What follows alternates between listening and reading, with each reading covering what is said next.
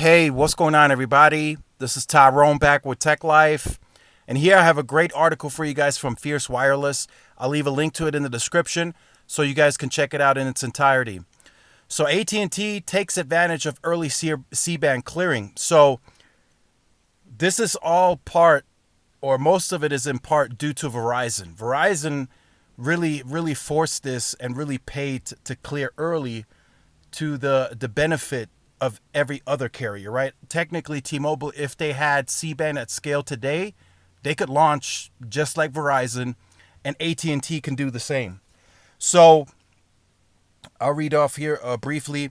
AT&T, which was the second biggest spender in the FCC C-band auction in 2021, is taking advantage of the satellite company's early clearing of the band to access its full C-band spectrum holdings. Earlier this week, Verizon announced it now has access to the total amount of 5G C-band spectrum awarded at the auction. Verizon was by far the biggest spender in the auction, spending more than 52 billion. AT&T was number 2 at 27 billion, and I think T-Mobile was number 3 at 9.3 billion, I believe, is what T-Mobile spent.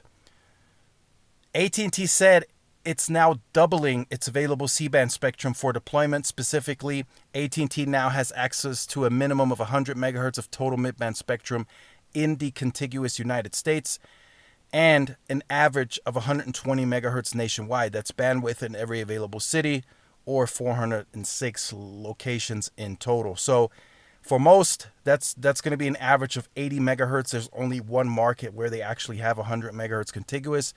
That is in Dallas, Texas. So for AT&T, it's quite simple, straightforward.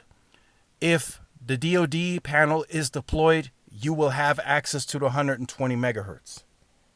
If it is not deployed on a sector or a site, you are just going to have the 80 megahertz of C-band unless you are in the Dallas, Texas market. That's the only market where they purchased 100 megahertz. So moving forward, it will all depend on how seriously AT&T takes wireless. If they see that 80 megahertz is enough spectrum in the market, enough capacity, and it's not bringing down the network, they are not going to aggressively deploy the DoD panel in that market if they already climbed the site. Now, in the future, when the dual band radios come out and there's newer efficient panels, then I'm sure AT&T will go up and climb sites again and replace those panels. But if you are in one of the first initial markets where AT&T started deploying and you're only mostly seeing the C-band panel, that's probably all you're going to get for now.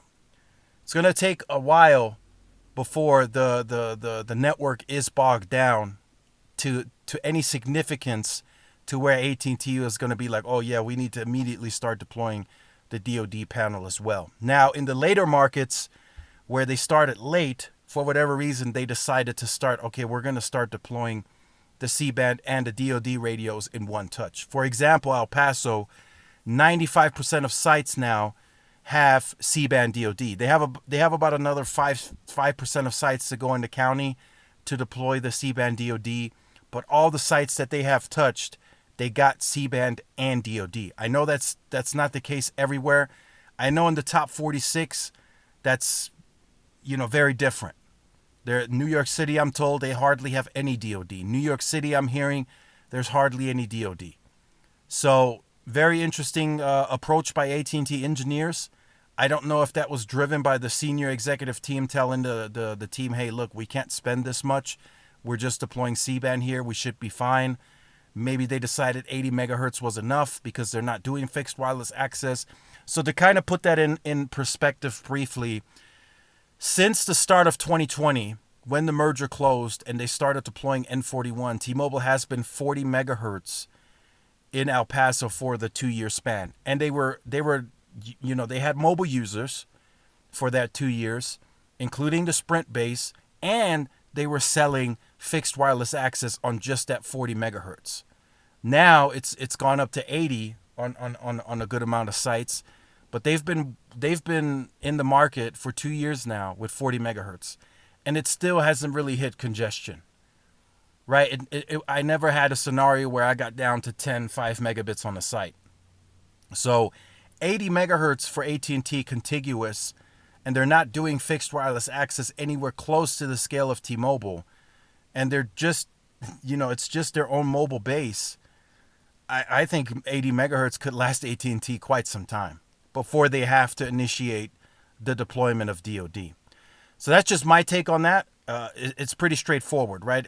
C-band deployed, you're getting 80 unless you're in Dallas. If you have the DoD panel deployed, you're getting 120 megahertz. Now, 120 megahertz, in my opinion, by my estimation, should take AT&T a long way, especially in the bigger markets where they're the ILEC and they have the fiber deployed, and they're feeding 10 gigs to the site. That should last, 120 megahertz should last them a very long time before they have to make any other additional necessary deployments, such as more sites, more small cells because of congestion. That network should be flying across those markets, especially if they can offload the fiber user onto the fiber network. It's going to be a beautiful network experience in those markets. So make sure you guys stay tuned for more. Like, share, subscribe, follow my social media outlets. This is Tyrone with Tech Life. I will see y'all in the next one. Peace.